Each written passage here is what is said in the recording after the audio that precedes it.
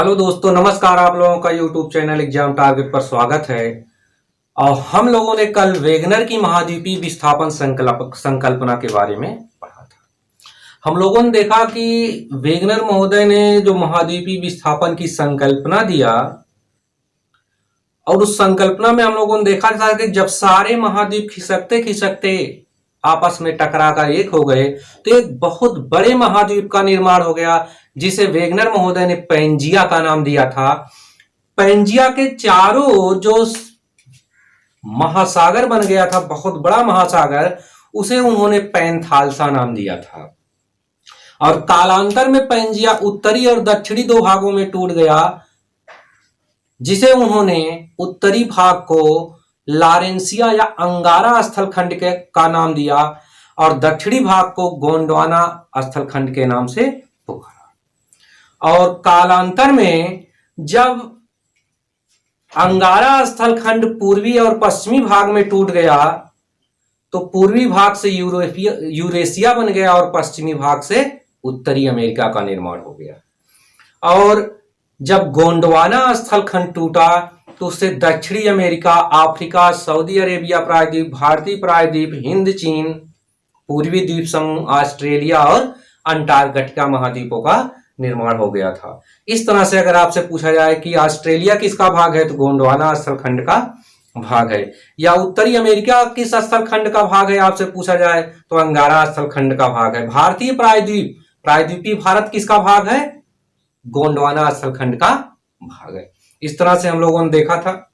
आज हम लोग एक संकल्पना के बारे में पढ़ने चल रहे हैं, महाद्वीपों और महासागरों की उत्पत्ति के बारे में, जो वैज्ञानिक संकल्पना प्लेट टेक्टोनिक्स। किसके बारे में पढ़ेंगे? प्लेट टेक्टोनिक्स के बारे में हम लोग पढ़ेंगे। अभी हम लोगों ने पृथ्वी की भूगर्भिक संरचना नहीं पढ़े हैं, कल हम लोग इसके बारे में पढ़ेंगे। लेकिन उससे पहले आप थोड़ा सा देख लेंगे कि संपूर्ण पृथ्वी को अगर देखा जाए तो तीन भागों में बांटा गया है। एक है अर्थ क्रस्ट, सबसे बाहरी भाग को क्या कहते हैं? अर्थ क्रस्ट के भूपरिपटी के नाम से जाना जाता है। मध्य वाले भाग को मेंटल के नाम से और केंद्रीय वाले भाग को कोर के नाम से जाना जाता है। अब हम लोग पढ़ना शुरू करेंगे प्लेट टेक्टोनिक संकल्पना। किसी भी संकल्पना को पढ़ने से पहले तो हम लोग सोचते हैं कि इसके प्रतिपादक कौन रहे होंगे। जो प्लेट टेक्टोनिक संकल्पना है, इस संकल्पना के कोई भी प्रतिपादक नहीं रहे। प्लेट टेक्टोनिक संकल्पना का प्रतिपादन किसी व्यक्ति विशेष के द्वारा नहीं किया गया। जैसे जैसे भूगर्भ शास्त्र, भूभौतिकी, समुद्र विज्ञान, भूचुंबकत्व, पूरा भूचुंबकत्व आदि के क्षेत्रों में अनुसंधान हुए तो प्लेट टेक्टोनिक संकल्पना अपने आप उभर कर सामने आ गई। हाँ, इतना जरूर कहा जा सकता है कि 1965 ईस्वी में अमेरिकी वैज्ञानिक तुजो विल्सन, उनका क्या नाम था? तुजो विल्सन, अमेरिकी वैज्ञानिक तुजो विल्सन, अमेरिकी वैज्ञानिक थे तुजो विल्सन। इन्होंने सर्वप्रथम प्लेट शब्द का प्रयोग किया। किस शब्द का प्रयोग किया? प्लेट शब्द का प्रयोग किया था। और प्लेट टेक्टोनिक संकल्पना किसी व्यक्ति विशेष के द्वारा प्रतिपादित नहीं की गई है। जैसे जैसे भूगर्भ शास्त्र, भूविज्ञान, समुद्र विज्ञान, भूचुंबकत्व, पूरा भूचुंबकत्व आदि क्षेत्रों में अनुसंधान हुए तो प्लेट टेक्टोनिक संकल्पना अपने आप निकल कर आ गई। और हाँ, इतना अवश्य हम लोग कह सकते हैं कि प्लेट शब्द का प्रयोग सर्वप्रथम अमेरिकी वैज्ञानिक तुजो विल्सन ने 1965 ईस्वी में किया था। कब किया था? 1965 ईस्वी में किया था। और प्लेट टेक्टोनिक संकल्पना एक बहुआयामी संकल्पना है। इसके द्वारा बहुत सारी चीजों की वैज्ञानिक व्याख्या की जा सकती है, बहुत सारी चीजों की वैज्ञानिक व्याख्या की जा सकती है। जैसे महाद्वीप विस्थापित होते हैं, वेगनर ने कहा कि महाद्वीप विस्थापित होते हैं, लेकिन अगर उसकी वैज्ञानिक व्याख्या करनी हो तो किसके द्वारा हम लोग कर सकते हैं? प्लेट टेक्टोनिक्स के द्वारा। बलित पर्वतों का निर्माण कैसे हुआ, हिमालय पर्वत का, आल्पस पर्वत का, रॉकी पर्वत का, एंडीज पर्वत का, इन एटलस पर्वत का, इन सब पर्वतों का निर्माण कैसे हुआ, यानी बलित पर्वतों का निर्माण कैसे हुआ, इसको प्लेट टेक्टोनिक्स के द्वारा अच्छी तरह समझा जा सकता है। और भूकंप और ज्वालामुखी आने के कारणों को भी समझा जा सकता है प्लेट टेक्टोनिक्स के द्वारा। इन 4 चीजों के बारे में हम लोग प्लेट टेक्टोनिक्स पढ़ने के बाद देखेंगे कैसे ये व्याख्या करता है। तो प्लेट टेक्टोनिक्स संकल्पना में जो हमारी पृथ्वी है, प्लेट टेक्टोनिक्स संकल्पना में क्या है, हमारी पृथ्वी का, प्लेट टेक्टोनिक्स संकल्पना में जो हमारी पृथ्वी की पपड़ी है उसको माना जाता है, कौन सी, अर्थ क्रस्ट जो है वह विभिन्न प्रकार की प्लेटों से बना हुआ है। क्या है, विभिन्न प्रकार की प्लेटों से बना हुआ है। और इन प्लेटों की जो औसत, हम लोग जब वहां पर देखेंगे आंतरिक संरचना में एक बार फिर नाम आएगा, जो पृथ्वी की पपड़ी है, प्लेट टेक्टोनिक्स संकल्पना में माना जाता है कि पृथ्वी की पपड़ी विभिन्न प्रकार की प्लेटों से बना हुआ है और इन प्लेटों की औसत मोटाई 100 किलोमीटर तक पाई जाती है। कितनी पाई जाती है, 100 किलोमीटर तक पाई जाती है।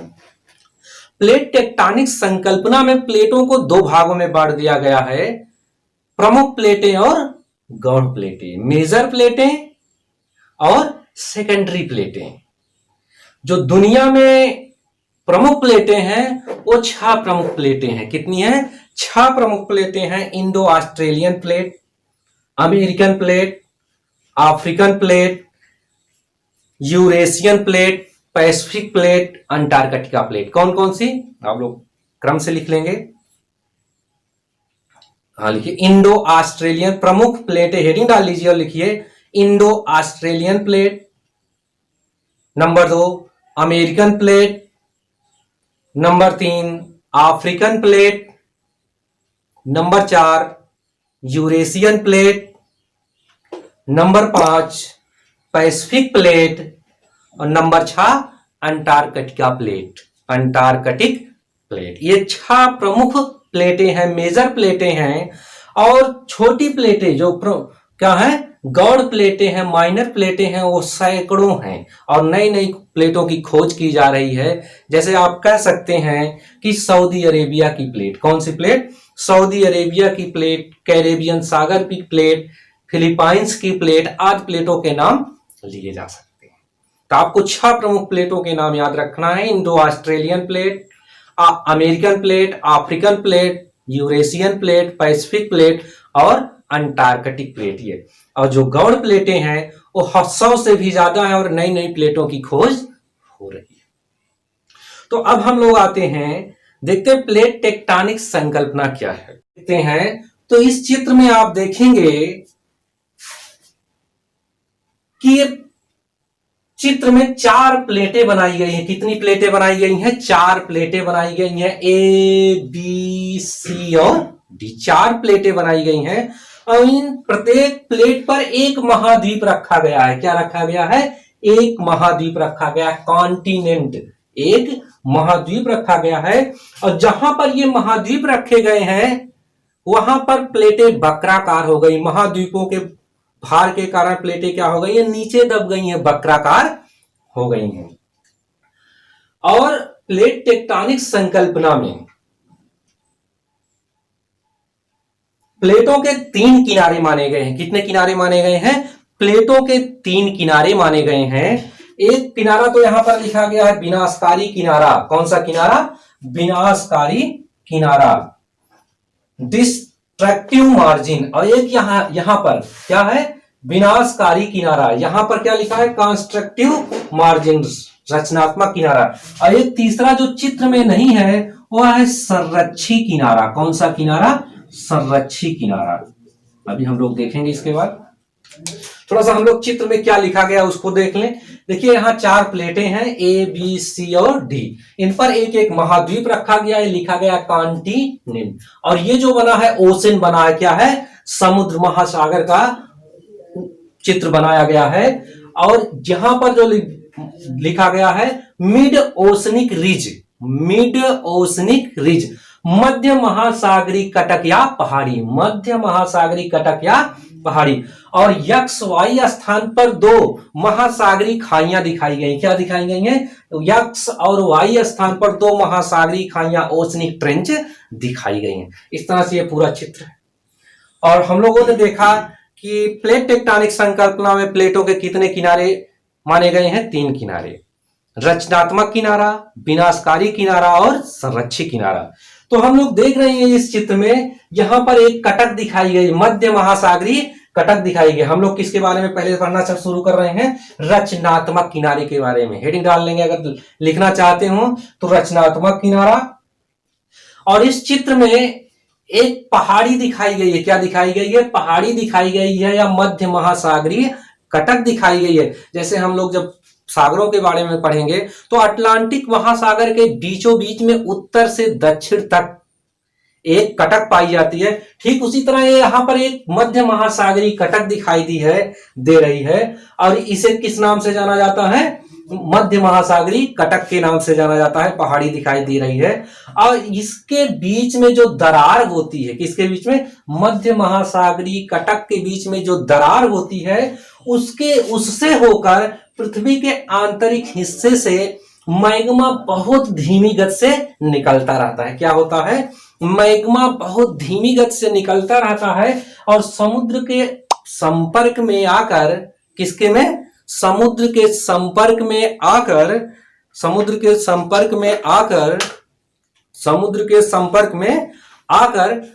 ठंडा और ठोस होता रहता है। समुद्र के संपर्क में आकर ठंडा और ठोस होता रहता है और प्लेट का हिस्सा बनता चला जाता है। प्लेट का हिस्सा बनता चला जाता है। यानी पृथ्वी के आंतरिक भाग से लावा या मैग्मा, पृथ्वी का भौगोलिक पदार्थ, लगातार बहुत धीमी गति से निकलता रहता है। किससे? मध्य महासागरीय कटक की दरार से निकलता रहता है और समुद्र के संपर्क में आकर ठंडा और ठोस होता रहता है। ठंडा और ठोस होकर प्लेट का हिस्सा बनता चला जाता है। और जहां पर प्लेटों का निर्माण हो रहा है, इसीलिए इसे क्या कहा जाता है? रचनात्मक किनारा कहा जाता है। कंस्ट्रक्टिव मार्जिन के नाम से जाना जाता है। इस तरह से हम लोगों ने देखा कि रचनात्मक किनारा। अब हम लोग देखेंगे विनाशकारी किनारे के बारे में। किसके बारे में? डिस्ट्रक्टिव मार्जिन के बारे में देखेंगे। हम लोगों ने देखा कि जो बी प्लेट है और सी प्लेट, इसके बीच में प्लेटों का निर्माण होने के कारण बी प्लेट अपने बाईं तरफ खिसक रही है और सी प्लेट अपने दाहिनी तरफ खिसक रही है। और हम कल्पना करें कि अगर ए प्लेट का कौन सा रचनात्मक किनारा, ए प्लेट का रचनात्मक किनारा बाईं तरफ होगा। कौन सा? रचनात्मक किनारा बाईं तरफ होगा तो ये प्लेट अपने दाहिनी तरफ खिसक रही होगी। और इसी तरह अगर डी प्लेट का रचनात्मक किनारा दाईं तरफ होगा तो डी प्लेट अपने बाईं तरफ खिसक रही होगी। और इस तरह से हम देखते हैं यहां पर क्या है? महासागरीय खाई। क्या दिखाई गई है? महासागरीय खाई, ओशनिक ट्रेंच दिखाई गई है। यहां पर बी और ए प्लेटें आकर आपस में टकराती हैं। बाईं तरफ से ए प्लेट आती है और दाईं तरफ से बी प्लेट आती है और आपस में टकराती हैं और आपस में टकराकर भूमिगत हो जाती हैं और मेंटल में काफी गहराई में जाकर गल जाती हैं, यानी मैग्मा में परिवर्तित हो जाती हैं। तो यहां पर प्लेटों का विनाश हो रहा है, इसलिए इसको विनाशकारी किनारे के नाम से जाना जाता है, डिस्ट्रक्टिव मार्जिन के नाम से जाना जाता है। यानी जहां जहां पर महासागरीय खाई पाई जाती है वहां पर कौन सा किनारा पाया जाएगा? डिस्ट्रक्टिव मार्जिन पाया जाएगा, विनाशकारी किनारा पाया जाएगा। इससे पहले हम लोगों ने देखा जहां पर मध्य महासागरीय कटक पाई जाती है वहां पर कौन सा किनारा पाया जाता है? रचनात्मक किनारा पाया जाता है। संरक्षी किनारा कौन सा होता है? जब दो प्लेटें आपस में रगड़ते हुए या पास पास से होकर गुजरती हैं, जब दो प्लेटें आपस में रगड़ते हुए गुजरती हैं तो ऐसी प्लेटों के किनारे को संरक्षी किनारे के नाम से जाना जाता है। किसके नाम से? संरक्षी किनारे के नाम से जाना जाता है। और संरक्षी किनारा जहां पर पाया जाता है वहां पर भ्रंश पाया जाता है। क्या पाया जाता है? भ्रंश पाया जाता है। अगर भ्रंश के उदाहरण में आप देखेंगे तो उत्तरी अमेरिका महाद्वीप के पश्चिम में सैन एंड्रियाज भ्रंश पाया जाता है, जो संरक्षित किनारे के बीच में स्थित है। जहां पर संरक्षित किनारा होता है वहां पर भ्रंश पाया जाता है, और सैन एंड्रियाज भ्रंश इसका अच्छा उदाहरण है। इस तरह से हम लोगों ने रचनात्मक किनारा, विनाशकारी किनारा और संरक्षित किनारे के नाम से किनारे के बारे में। अब हम लोग देखेंगे कि जो प्लेट टेक्टोनिक्स है इसके माध्यम से कैसे सिद्ध किया जा सकता है कि महाद्वीप विस्थापित होते हैं। क्या होते हैं? महाद्वीप विस्थापित होते हैं। तो हम लोग अगर देखें कि यहां पर ए प्लेट है और बी प्लेट है, बी प्लेट अपने बाएं तरफ खिसक रही है, ए प्लेट दाहिनी तरफ खिसक रही है। तो इस पर जो रखा हुआ महाद्वीप है, इस पर रखा हुआ महाद्वीप भी खिसक रहा होगा।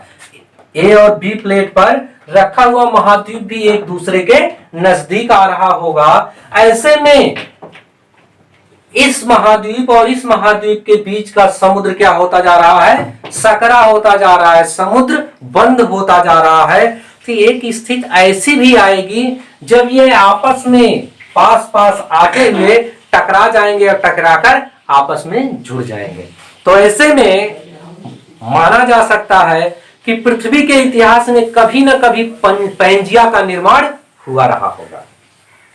और वैज्ञानिक ये कहते हैं कि पैंजिया का निर्माण एक बार नहीं हुआ है बल्कि 2 बार हुआ है।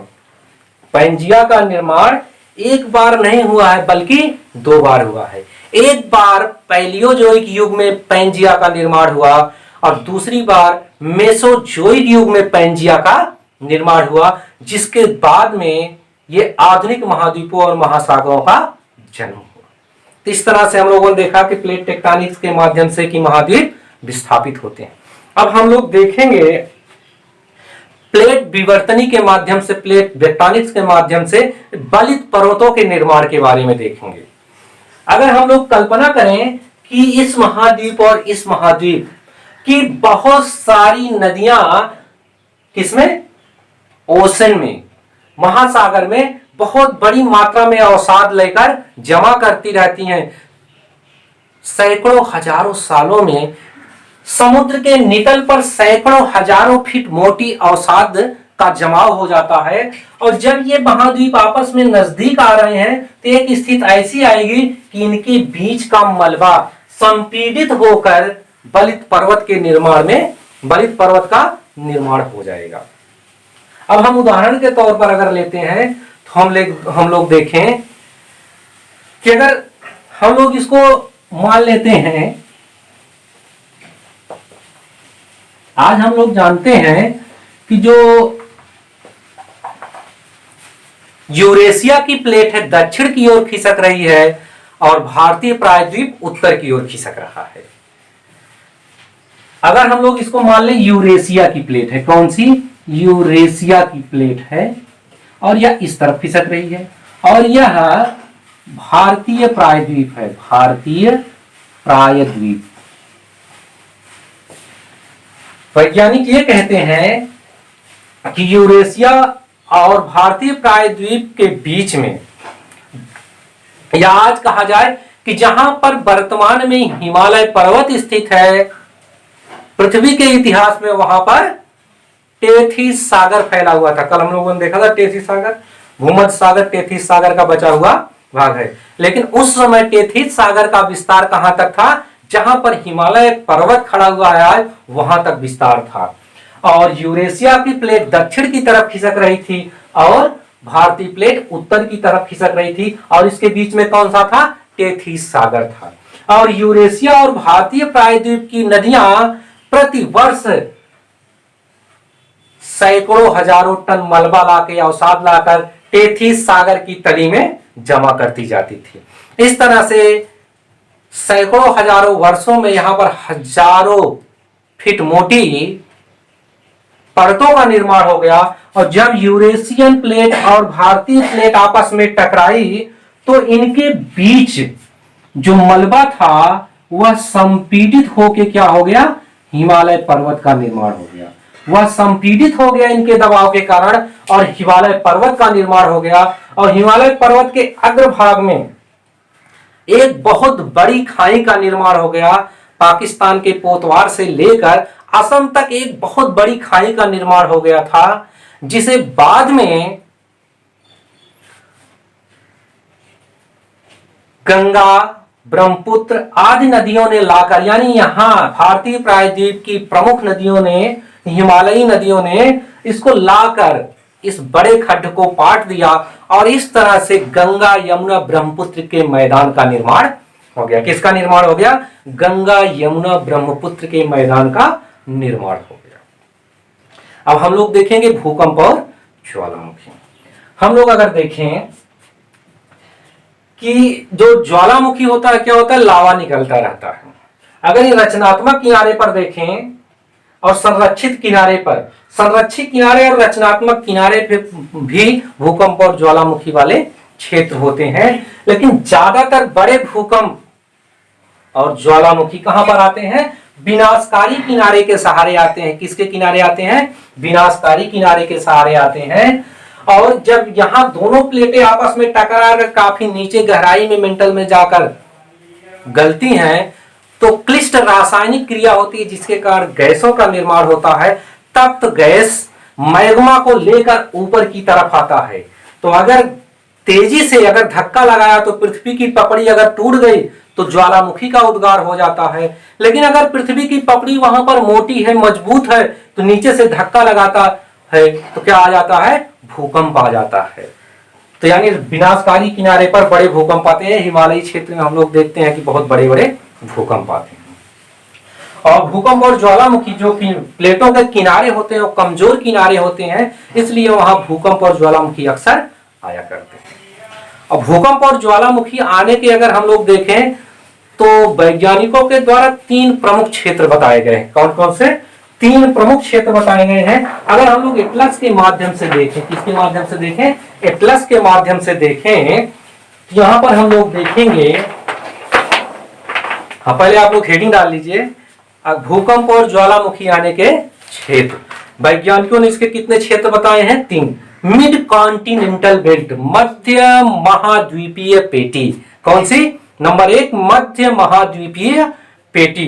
दूसरा मिड अटलांटिक बेल्ट, मध्य अटलांटिक पेटी। और तीसरी है सरकम पैसिफिक बेल्ट, परिप्रशांत पेटी।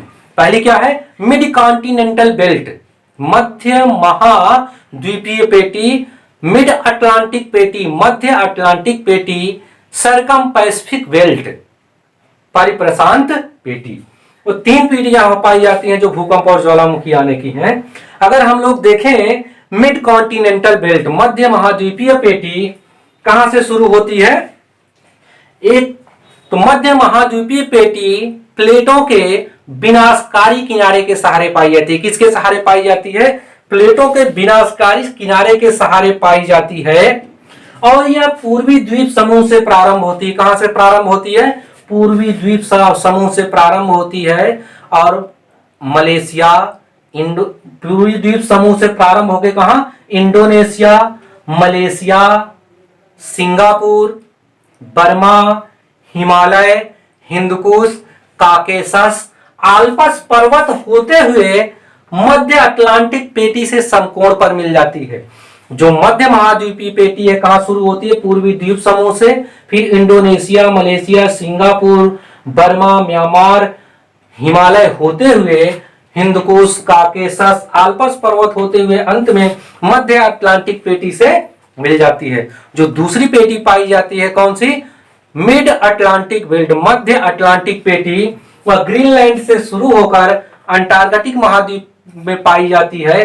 ग्रीनलैंड से शुरू होकर अटलांटिक महाद्वीप तक पाई जाती है, जो अटलांटिक महासागर के मध्य वाले हिस्से में उत्तर से दक्षिण फैली हुई है।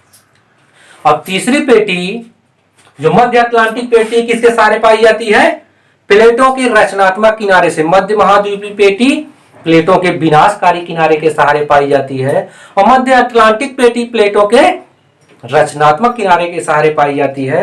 जो परिप्रशांत पेटी है वह प्लेटों के रचनात्मक, विनाशकारी और संरक्षित किनारे के सहारे पूरे प्रशांत महासागर के चारों ओर पाई जाती है, जहां अक्सर भूकंप और ज्वालामुखी आया करते हैं। जहां अक्सर भूकंप और ज्वालामुखी आया करते हैं प्रशांत महासागर के चारों ओर। किसके किनारे पर? संरक्षी किनारे पर, रचनात्मक किनारे पर, विनाशकारी किनारे पर। यहां अक्सर भूकंप और ज्वालामुखी आया करते हैं, इसलिए प्रशांत महासागर के चारों ओर के क्षेत्र को, जो भूकंप और ज्वालामुखी आने का क्षेत्र है, उसे क्या कहा जाता है? रिंग ऑफ फायर के नाम से जाना जाता है। आग का वलय या आग के छल्ले के नाम से जाना जाता है, जो प्रशांत महासागर के चारों ओर पाया जाता है। और यह किससे संबंधित है? भूकंप और ज्वालामुखी आने के क्षेत्र से संबंधित है। इस तरह से हम लोगों ने महाद्वीपीय विस्थापन की संकल्पना और प्लेट टेक्टोनिक्स पढ़ा। कल हम लोग पृथ्वी की आंतरिक संरचना के बारे में पढ़ेंगे। पढ़ते रहिए, सहयोग देते रहिए, मस्त रहिए, व्यस्त रहिए। हम आपके साथ लगे हैं, आप हमारे साथ लगे रहिए।